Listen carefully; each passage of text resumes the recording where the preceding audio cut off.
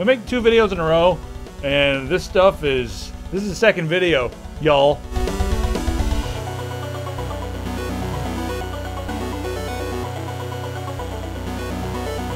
Yeah! What is with Kentucky and the need to go yeehaw? It has to happen. I think it's the pulled pork. Pretty sure it's all the barbecue. Just intoxicating you. Because they probably cook it with beer and whiskey. They do with bourbon. They're like, eh. Bourbon barrel pulled pork. First question is from Arnar. So Logan, I did some huge mistake when I built my first rig. I applied too much thermal paste on the CPU, and the thermal paste is on my motherboard around the CPU socket. Nice, right? So I was thinking if I would just clean that off. I'm just making sure that was a question, because there's a question mark at the end, but I'm okay. So I was just thinking, if I would clean that off, how would I do it without damaging the motherboard itself? Well, speaking of Kentucky, we did make a very, very handy tutorial that you should follow called how to apply thermal paste the Kentucky way. Yeah, that's what it's called. It's a very informative video made by the utmost professional type people, wearing suits, no pants though. And I would definitely do it. So in that video, we actually washed it with water, and you can do that.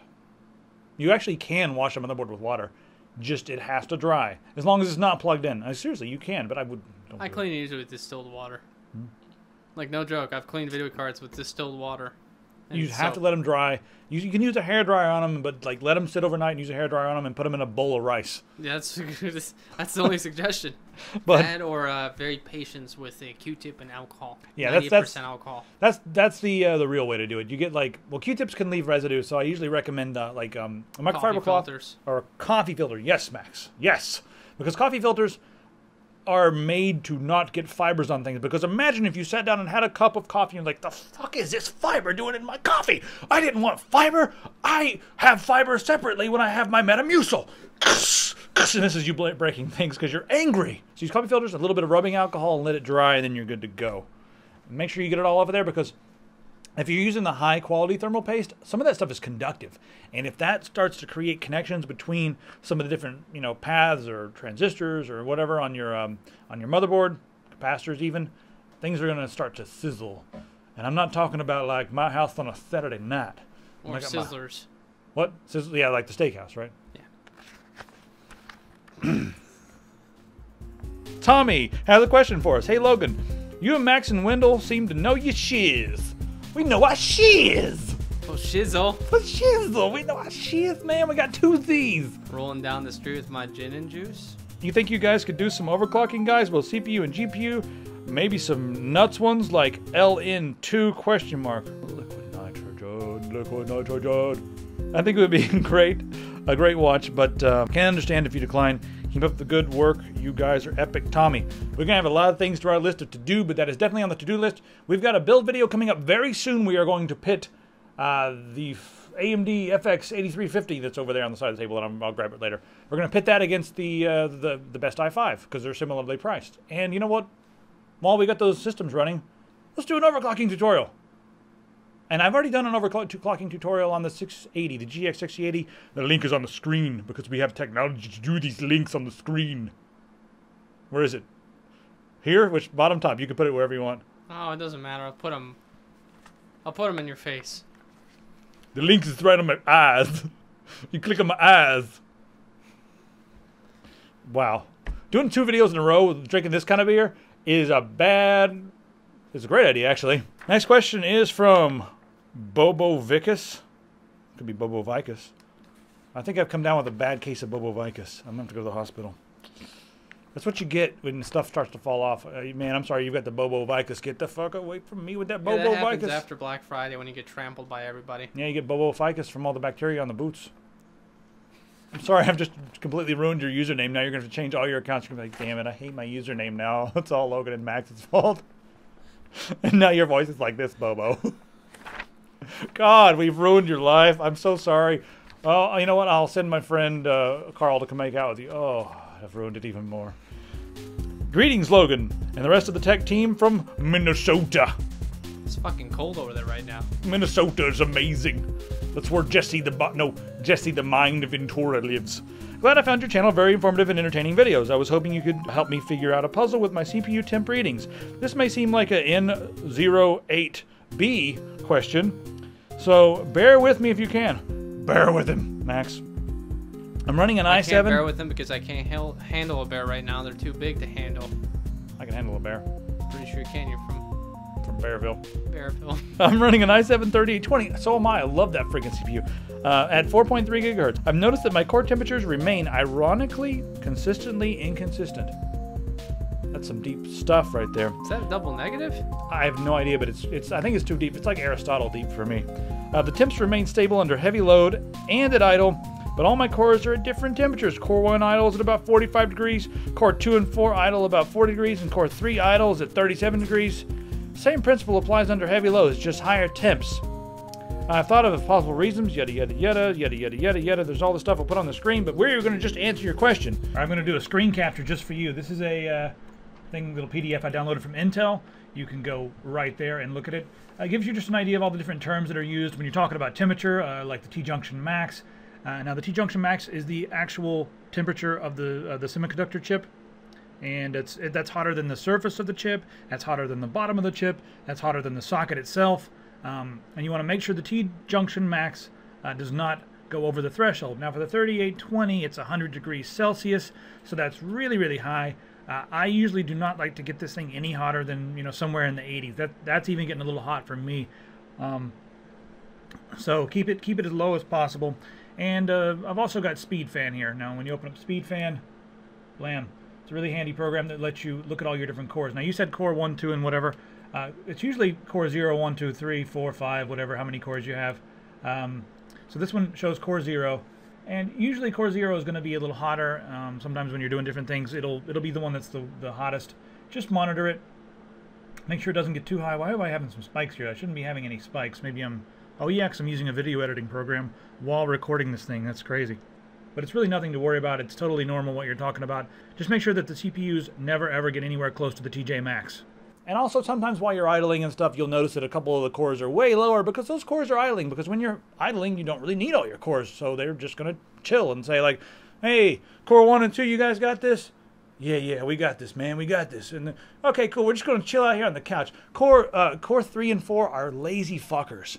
They just like, you guys, oh, we got to play a game. Oh, man, we was like just getting ready to watch a ball game, man. This couch looks so comfortable. Man, Core 1 and 2 are like, let's go. Good morning, everybody. Let's drink mustard. So the CPU is now a 50s rockabilly character. Okay, I can dig this. Hey, man. There's some more readings. Your CPU reading. Pay attention to that because that is the reading from like under the CPU, like your socket itself. And if that gets too hot, you don't want that to get hot at all. Like you want to really monitor that. Keep that in the 40s or 50s. The 50s, I'm like, what the fuck's going on here? But monitor that because that'll burn a hole in your CPU socket. And I know some of you guys have seen pictures online of like CPU sockets that are empty, like especially the white sockets, like the AMD sockets, and there's like black in the middle or whatever. You're like, yeah, somebody got a little bit hot there. P.S. Logan, is the jacket you wear over your t-shirt inspiration from Jesse Ventura? I'm a Navy SEAL. I've seen things that would blow your mind. Conspiracy theory. I love Jesse Ventura, but no, this doesn't really have anything to do with Jesse Ventura. In fact, when I saw that show, I was like, dude, has he been watching my stuff? Pretty sure he has. Jesse the Mind watches Logan the Beard. Hey. Yeah. Next question is from Gasper. Hello, how are you? I was wondering if you could make a how-to home server plus server for internet site. I wanted to use my old PC for a home server to have movies and stuff like that on it so anyone in my network could use it. And on the side, I would like to host a few network sites, maybe HTML, ... My question is, could such a thing be possible for me to make it home? And will you do the how-to video about this topic? Have a nice day, Gasper. Oh, you put a little semicolon right parenthesis. So thank you for the semicolon right parenthesis. Colon right bracket. Back at you, sir. Yeah, we've got some home server videos in the pipeline. Like, we've been outlining so many videos. We've got a lot of videos coming up, and we'll get to it soon. So just wait. If you want to get started now, I'll give you guys some tools. Look up FreeNAS. You'll like FreeNAS. It's very, very nice. And you can install it on your old PC and then start getting to work. So we will be making some videos for you.